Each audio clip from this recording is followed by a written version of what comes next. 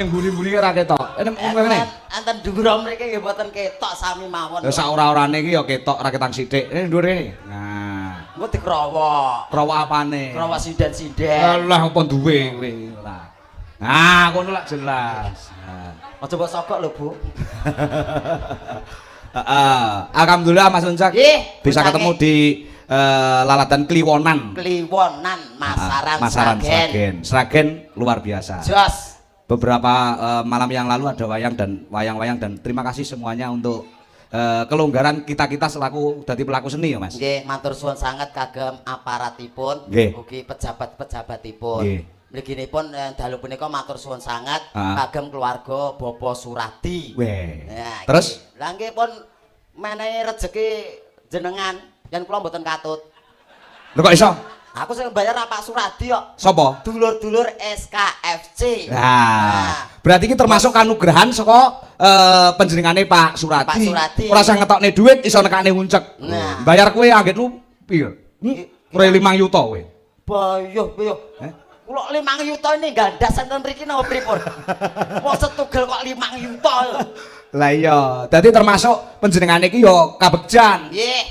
Ketekan dagelan sing tanpa mbayar. Ya. Malah kula mboten penak. Lah ngopo? Dikira ngrusoi lho malahan kok. Ya ora to. Ngapunten lho Pak Suradi nggih. Kayane kampute to Pak Suradi niku. Lha kira kenalan karo sing kagungan dalem to? Dereng, kula mlaku enten mriku malah tamu-tamu do ngarepe kaget kok. Kaget piye? Lah kula unuk-unuk enek sing latah. Asu ngono lho. Dikira kirik kowe. Lah nggih kula unuk mriku. Nggih derek urun donga mawon kagem Bapak Suradi kagungan hajat.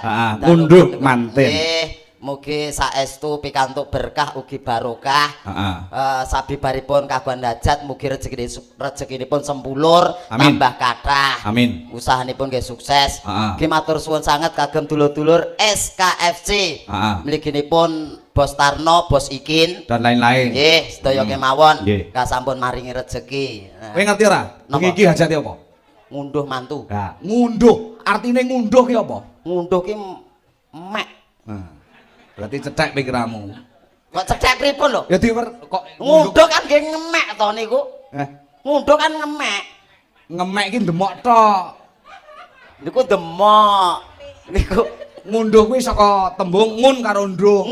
Ngun tegese ngundang tangga teparo. Nduh, kuwi nduduhne yen to kene iki lek enek wong wedok ning kene dituduhne karo tangga teparo, kuwi nek mantune Pak Suradi. Ngun ki ngundang tangga teparo, duh ki nduduhne iki lho mantuku, men tidak ada pikiran negatif kok enek wong wedok ning kene iki sapa. Lah iki do ngerti kabeh nek enek wong wedok ning kene berarti mantune Pak Suradi. Goblok men to kowe dagelan.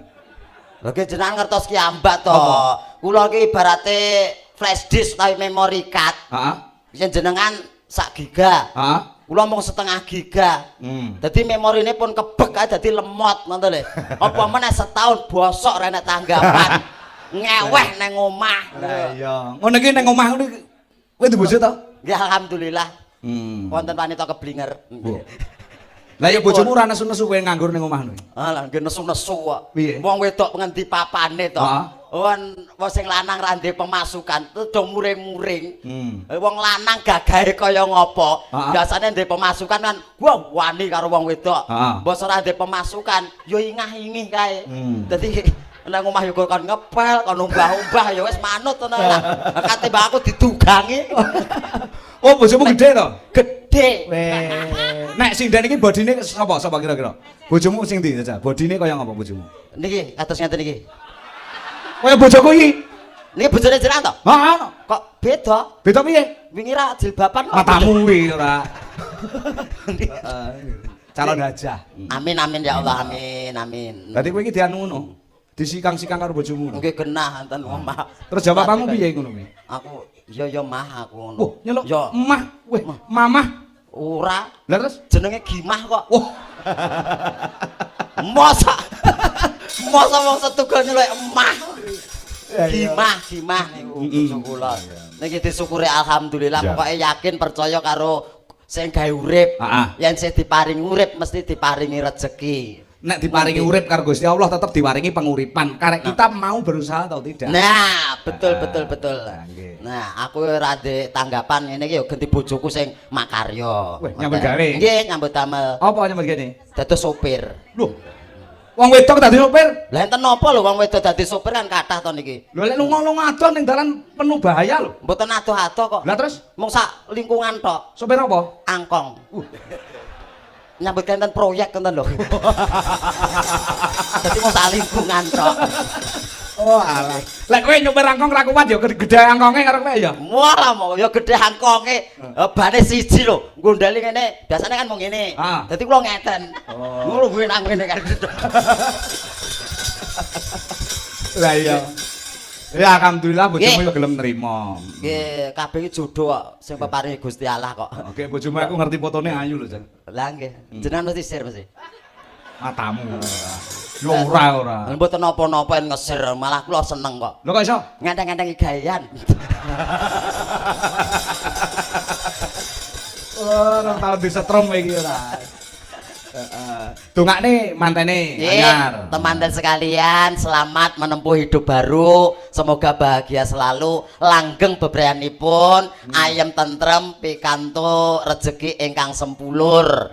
Ingkang dipun paringi momongan ingkang soleh ugi solehah, kasaged mikul dhuwur mendem jero asmanipun tiyang sepuh kekalih. Amin. Amin. Kaya anakku sebenarnya genah kelakon. Kelakon piye? Mikul dhuwur mendem jero. Lah kok iso? Ya kena kelakon, Pak cilik anake gede lho. Heeh. Dadi kan mikul pondong rono rene.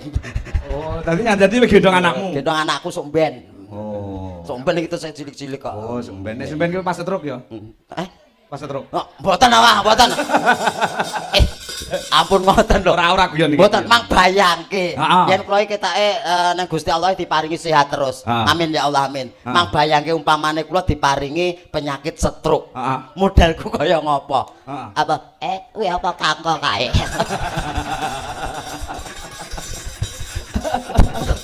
Oh, kaya dongane iki sing penting iki sehat sedayanipun. Amin. Mliginipun warga masyarakat Kliwonan mugi tansah pinaringan bagas waras lahir lan batinipun.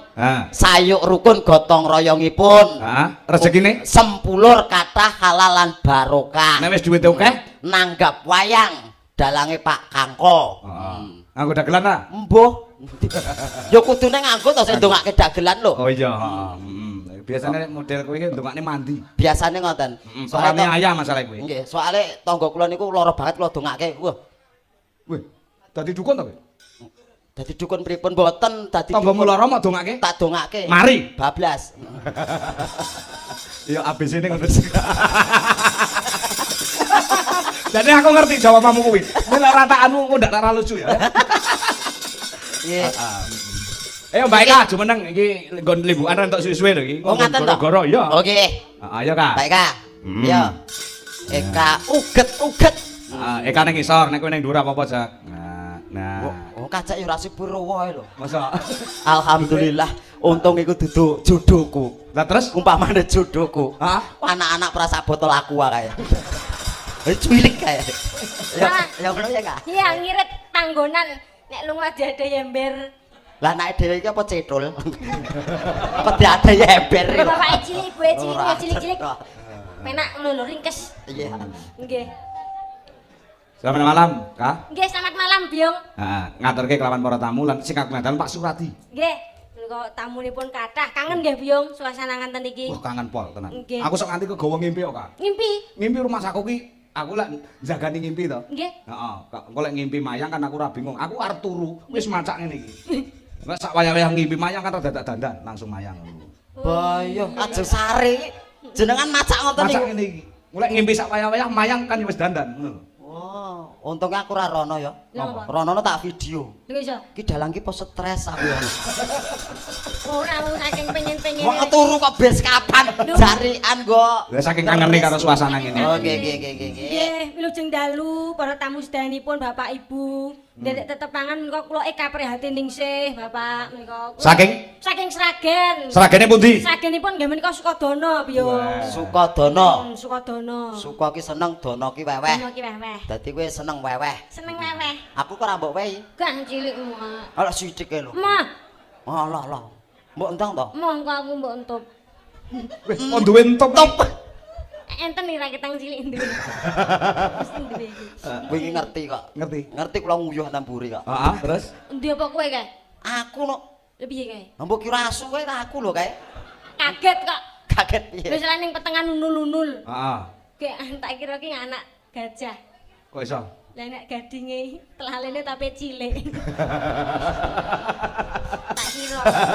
Aku yo kaget. Oh iya. Kaget lek. Aku suwe-suwe iso iki kanker lho iku. Wis omongan ngene. Lah terus piye? Wis munggah. Nah aku rada rene, ngono lho aku ngene kan ya iso adep-adepan iso omong-omongan apik. Nek aku ning ngisor. Nah, ngene tetep blangak sithik. Ora apa-apa. Ora apa-apa. Golekne posisi puncak iki pancen angel. Heeh. Kene, Cek. Lah dhuwur kene. Ngono wae. Kene. Pindah mriku? Iya. Jenengan entut mengke. Ora. Kene rada dhuwur iki lho panggunge. Dadi kan yo cetok, kowe omong-omongan kan cetok karo si Eka lek posisimu ning kene. Nggih. Dene kok gulune gen ora tengeng terus ngono lho. Nggih, riyen gantos mik riyen. Wis wong yo cilik kabele cendak. Ha iki kabele Pak Kangkor aku ora nggo kabel. Ah. Nggih. Nah, ning Sami posisine mawon nonton. Sami. Kurang dhuwur. Nggih kirang to niki. Kon mriki lho. Pak, ampun sembranan lho, Pak. Pak. Nah, ini Pak ketok. Masa Iya ya toh. ampun. Kita lah. Oke. Nah, Nggih. tapi sing mirsani sing ning mburi kono ki weruh raimu ki modele kaya ngopo? Nggih. Ngapunten le Bapak sedaya kemawon, ngapunten. Nggih. Nggih, Bapak-bapak niaga. Nggih. Yen kula nrunyak enten mriki, niki mergo padalang. Ah, iya. Ngene iki yo mertandake yen Pak Suradi pamane aku ning kene iki to. Ah. Iki Pak Suradi iki mentaati peraturan pemerintah. Kok iso? Kalau punya hajat harus menjalani protokol kesehatan. Jaga jarak. Menjaga jarak terus menyiapkan tempat cucian tangan. Weh, ya, dengan air yang mengalir. Dengan air yang mengalir. Air mengalir. Kok iso? Jadi aku kan kaya tempat cucian tangan. Ah. Jadi para tamu mbok bilih mangke badhe kondur ajeng cuci tangan pindah rak mriki. Terus Napa jenengan ajeng cuci tangan? paling banyune kursi cilik ngono paling. Sini seperti kan mengalir. Nah, mengalir. Ya. Atur deh. Ya. Engko diderek Lampune dipateni. prewangane Pak Kangko lho ngono. Panas lu karo rumangsamu iki. Ora apa-apa. Tengah kene. Ora apa-apa nggo lampu iki Ah, panas. nek kok. Ben gede, ben gede. Nggih, pun. Nah, iki. Nah, Aku merinding ya, aku. nyapa? Aku samar aku. Nyapa? Engko dikerowok kene. Ora mosok Pak Kangko yo ngono. Ora lah, ngopo paling yo ngono sakmene. Penasaran kok. Ayo, Kak. Yo ngaturke tembang ya, Kak. Nggih. Heeh. Menika kula nggih matur nuwun kalih kadang-kadang SKFC. Betul. Nggih menika ingkang dawuhi kula Pak Tarno Tania Jaya nggih Betul. Byung nggih. Heeh. Kalian bos ikin. Iya, Semuanya saja lah. Ngaturke tembang apa senengane? menika remenane podang kuning. Udang kuning. Niku Pak Tarno. Mau pun pesen. Ah. Niku yen Pak Tarno. Mau ya, Yen Nduk. para admin iki ora podang kuning. Apa? Tondo moto. Oh, tanda mata. Nah. Nek awakmu ya entuk tanda mata kok anu Pak Tarno Tania wis nitip aku mau. Matur nuwun, matur nuwun. Iya. Apa? Donga. Ora apa-apa matur nuwun. Kuwi malah aji selawase. Bener. Donga kok. Awet. Iki sing dhisik sak baturke. Sing ingkang mundirian kok. Ya podang kuning sih. Podang kuning riyen. Sing bawa wong loro Eka karo Wong Unja. loro. Nggih. Ah. Wis ning kono. Kudu iso. Heeh. Ya.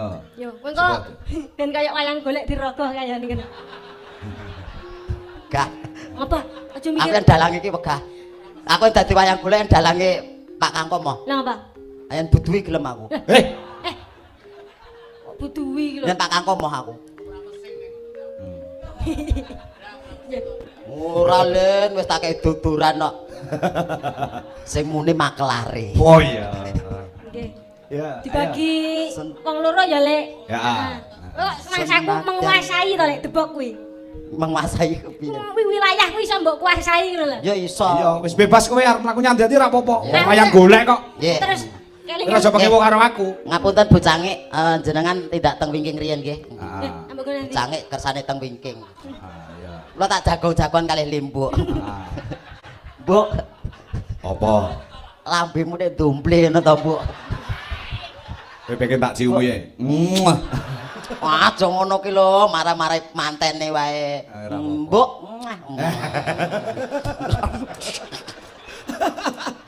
Ayo. Senadyan wu Nadyan kok senadyan. Oh, nadyan. Nadyan wujude senadyan. Ora apa-apa pas kok ya. Pas. Nadyan wujude peksi. Salah meneh. Kenapa mau Waisa mau lho? Waisa apik. Pripun? Pripun sing bener pripun? Takoke kalah. Nadyan wujude mung peksi. Nah, apike kok ekale. Ora ngomong kowe diprotes to. Lho beda no. Kurang no. Kurang ora penak. Tapi lek dibayar kurangnya ngoyak-ngoyak ora? Mboten nih. Lho. Mboten kula ikhlaske kok. Kula mboten ngoyak-ngoyak kok yen tegel ya panganen ngono aku ya. Iya ki men cilik sithik majatahe yo nana. Sithik kok. Ambekanmu yo sithik mesti. Awet malahan. Alek aku apa lek? Kowe. Aku. Nah, rada padangno go lampune go. Nah. Gen. Panas. Rada minggir panas.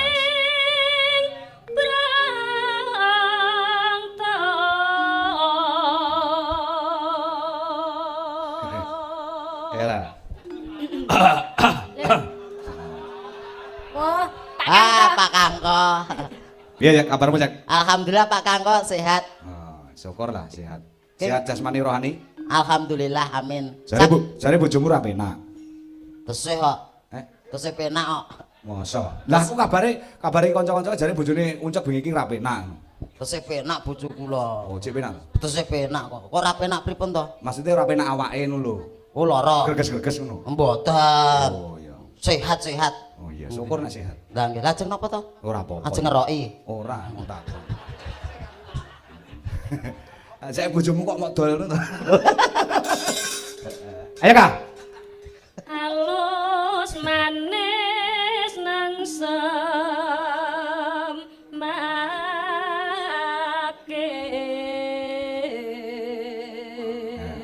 Iki lagu nganti entek kowe posisi ning kene ora entuk medhun. Siap. Siap, Bos.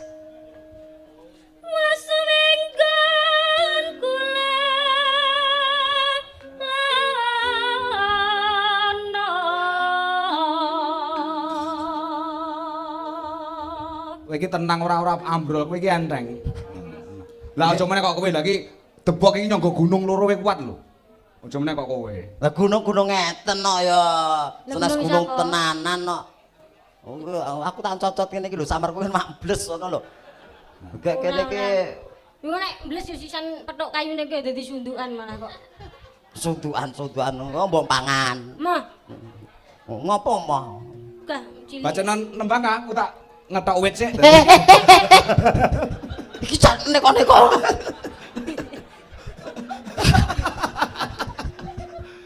Lola laline.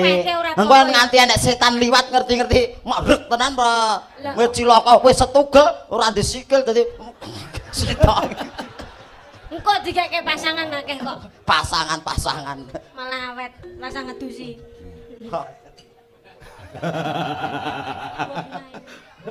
Oh iya. Golek isi podang pito. Modele Kak, modele cekelan cagak kaya ning pinggir rawang modele. Iya. Wit ibarate wit iki kan gunung. Nah, iki gondelan wit. Gondelan wit. Iya. Wis engkene ya hati ya. Iya ya. Heeh. Ora dikroyok semut mbuh mengko. Heeh. Batang kok. Mikir. Ibu bunga ngatiku. Ngopo? Rapopo takon nang buriku. Ngawal ingsun. Ngono diawal iki digo. Ngawal. Mau berkencan sama si Limbu. Oh, iya. Ya Bu ya. Wis rasa digagas mburi iki, Bu.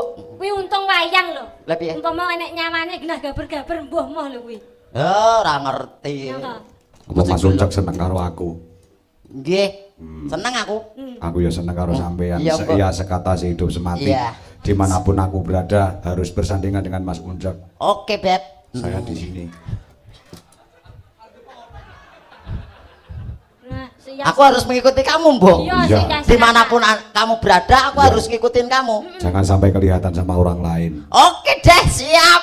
Wah, kikuk.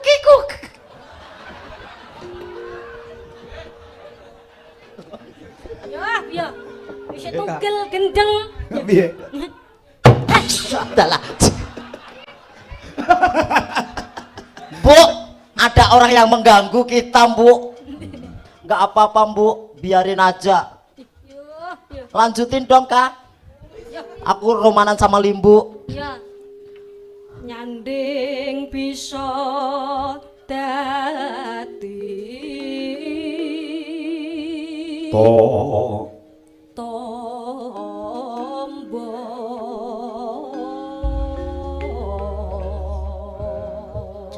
Bu, kamu jangan jejek-jejek saya dong, Bu.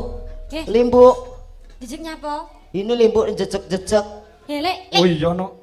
Jejeke nganti suarane mak. Aduh.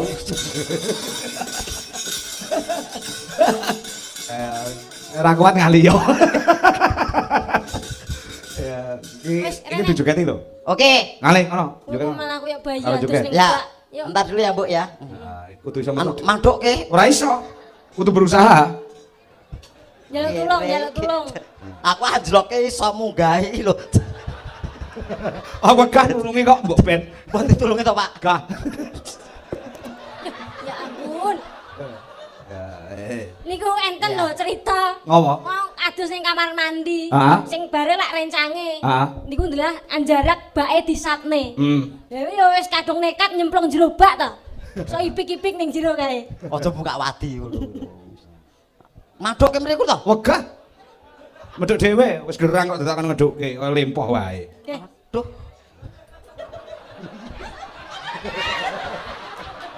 Pak, Apa? Pak, tenang to, Pak. Manduk to, Pak. Medhuk dhewe ah berusaha to. Sekuat tenaga.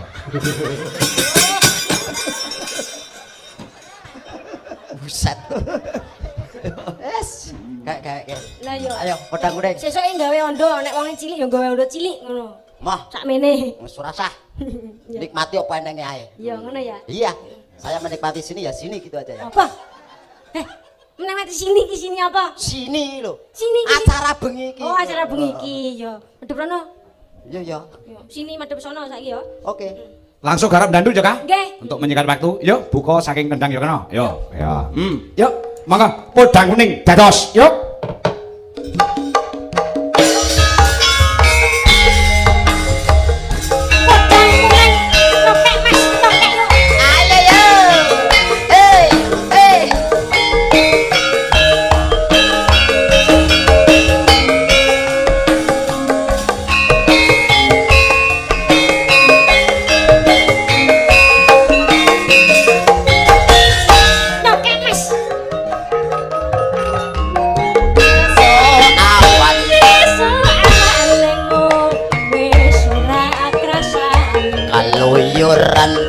Keluyuran kanggo lagi sing tak sayang mobang-mobang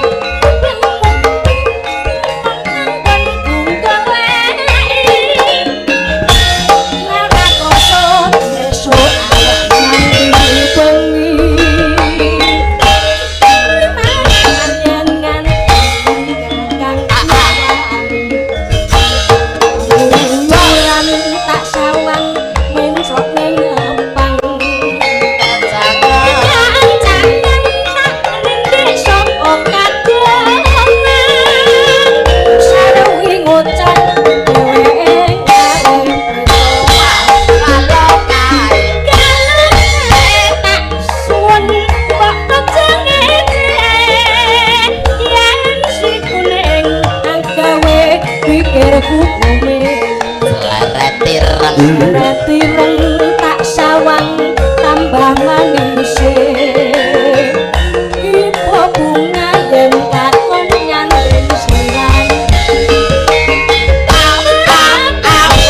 tapi yan potong rambut tapi perang mendung atiku sang soyon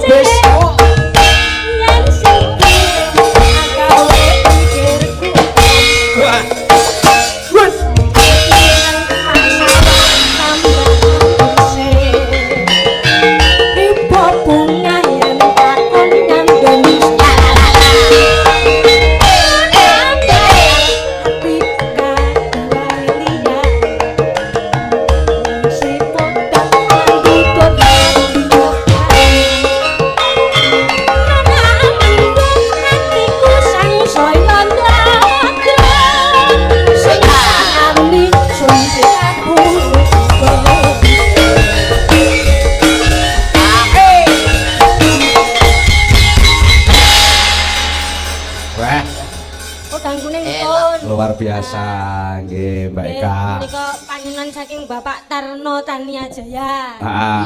Siayi kene kuwi lek mirsani wayang kuwi gatekne tenanan. Leres. Ora ana sing nyuwun lagu sitok-sitok. Nggih. Dadi gatekke tenan. Leres Pyayi Budaya. Budaya. Dadi dicaos sapa kersa kados Pak Suradi dalu punika nguri-uri kabudayan saestu. Betul. Mangertos nasibe para seniman. Nggih. Nggih senajan to kahanan kaya ngene isih kersa nanggap wayang. Nggih. Ngono lho. Sing jenenge tamu ya Lek ya. Tamu. Teko arek melu urun. Nah. Kuwi tamu. Iya mbah urun wujute biaya, beya, mbah kuwi donga. Lah muga-muga numrapi kanggo awake dhewe. Lak yo ngono to Lek. Amin amin. Diberkahi piyai sakmene akeh. Wis suwe lho Lek. Lah iya. Suwe wae gawe yo ngene iki wayangan. Iya to. Yen aku ora aku. Oh lah ngapa? Njaluk rame ora nanggap wayang. Apa? Golek ngirit tok kuran aku. Golek ngira terus nanggap apa? Wong watuk. Iya iya. Kok nanggap wong watuk? Wis rame lho yo wong watuk pirang-pirang lumpuke kan wis rame. Ini anu terinspirasi anu wong do senggake. Ya ya ya. Matur. Luar biasa. Satu kali lagi pamundhut saka SKFC. Tondo Kok moto. sinden-sinden kula niki mengke ngen gara-gara. Oh ngaten. Tondo moto ya Lek ya. Diatur kesan. Tondo moto. Iya ya belek. Iya. Kuwi apa kuwi? Tondo moto. Tondo moto iki dudu belek. Lah apa? Ya tondo moto tondo oleh-oleh. Oleh-oleh to. Lagune apa? Anu cek Tondo moto. matane sapa? Mata Nah, ini aku ora wani aku mau sareng ngelokke matamu ngono kan yo ora penak to. ora apa-apa bahasa Indonesia kok. Bahasa Indonesia wae ditiru cah cilik-cilik malah Pak Kangko. Apa? Matamu indah bagai bola pingpong. Nah, bahasa Indonesia ora apa-apa muni ya. ya ngono lah nek kono cekak aos lho. Matane sapa? Ngono kok. Terus aku mau langsung jawab langsung Pak Kangko matamu seperti bola pingpong kedawan. Apa? Suwe dajak. Nggih. Wis lakonan. Ya. Lagune Tondo Moto. Tondo moto. Oleh wong diaturke nggon gara-gara. Nah, kagem dulur-dulur SKFC. Ya. Mriginipun adminipun. Ya. Ya, jelas. Ya, langsung garap saken. Ya, duit Oke, Saken, siap. ya. Buka gong, monggo. Buka kok gong ora luputi kendang ya balungan to ora ya. apa-apa iso kok. Gong saged to. Apa iso? Iso. Terus Ya terus dieloni liyane piye? balungan. Contone piye? Masa gonge suarane mak guru. Lah suara gonge pripun? Suara gonge pripun? Geler ngono kuwi. Lah gonge mriko napa jenengan? Ya kono. Lah kono kaya ngeyel iki lho. Iya, iya bener. Lah sosok kono ki kene apane iso gur ngono kan iso ya. Iya, wis manut-man bos cilik iso mungkret ngono nek nesu. Ora. Oke. Ya. Ya, iki sing mirsani ning YouTube tembus 1.200. Amin. Hebat. Oke lho, iki sing nonton kok sak dunia lho. Oke. Nggih. Salam sik kanggo dulurmu yo enek to mesti mirsani to. enek. Dunia lembut. Demit iki ngawur. Lembut iki maksudmu awakmu cilik, halus ngono lho. Dunia lembut kok Lho cilik-cilik. cilik-cilik iki salam sik kanggo kancaku sekolah dhisik. Iki apa tau sekolah? Ayo sekolah. Sekolah iya, kene Dek. sekolah kelas piro? SKKP. Apa? Sekolah karepe ra karepe. Iya. Nek Tarwo, Oke. Oke. Diaturke lagune Tondo Moto. Iya, mangga. Dados. Oke, tasik wis.